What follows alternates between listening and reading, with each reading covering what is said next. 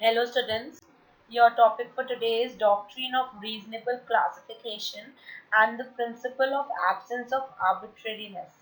When you talk about reasonable classification, if the classification is made on a reasonable basis, then the legislature can deal with two sets of individuals. A reasonable classification must be based on smart differences. This means that collectively grouped persons or things make a properly defined distinct class, and it may be exceptional for those left out of the group. Furthermore, this classification basis must have a rational nexus to the object that the legislation in question seeks to achieve.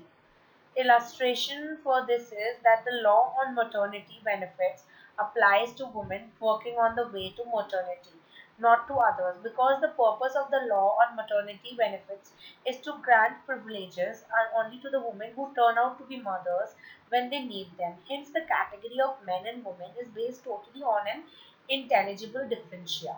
Another illustration is of tax laws.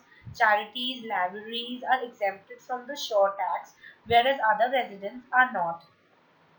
So these kinds of classification are made on a reasonable basis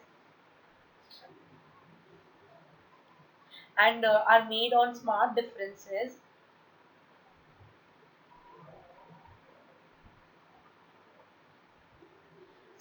These examples are the examples of the distinct classes that are getting that are uh, reasonably classified, and it has a rational nexus with the object of the legislation in question to seek to achieve. Now, the test that is conducted for the reasonable classification. So, Article 13 of the Indian Constitution is forbidding the class legislation, but it does not prohibit the reasonable classification of objects, persons, or transactions for the purpose so as to achieve a specific end by the Parliament.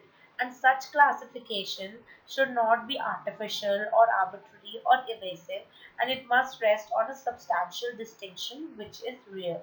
So it must be bear a reasonable and just relation to the sought object which is to be achieved by the legislation. So the classification of reasonable as laid by the Indian Supreme Court, it has two conditions as it was mentioned in the case Saurabh Chaudhary versus State of India, and these two conditions are: the classification must be founded on an intelligible differentia distinguishing the group together persons of goods from the left out ones of the group. Second, the differential must be in a rational relation with the sought object that is to be achieved by the act. The object of the act and differential on the basis of classification are two separate things. So the object and the differential, both of them are two separate things. And it is essential that there must be the presence of the nexus between the object of the act and the basis of the classification. So when a reasonable basis is not present for the classification, then such classification made by the legislature must be declared discriminatory. So then it will be a discrimination if the nexus is missing. The age at which a person would be deemed competent between themselves can be fixed by the legislature, but competency cannot be claimed. A contract made dependent on the color of hair cannot be made, and such a classification would be arbitrary. Now, Article 14 permits the classification but prohibits class legislation.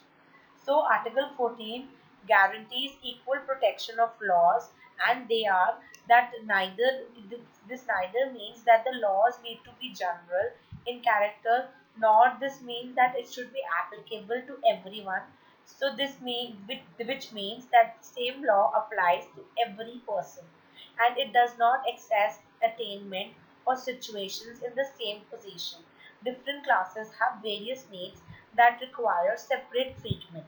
For safety and security, different laws for varying places and legitimate control policies enacting laws lie at the best interest of the state. Identical treatment in unequal situations would amount as inequality. Therefore, for the society to progress, a reasonable classification is not only permitted but also necessary. Article 14 is forbidding class legislation but not reasonable classification, and the article applies on the reasonable basis. It and equals are treated differently. The article does not apply where unequal and equal are given different treatments. Conferring particular privileges upon a class of persons. Class legislation are the improper discrimination by selecting a large number of persons arbitrarily, and no reasonable or substantial difference can be found in justifying the exclusion of the one and the inclusion of the other from such privilege. Thank you.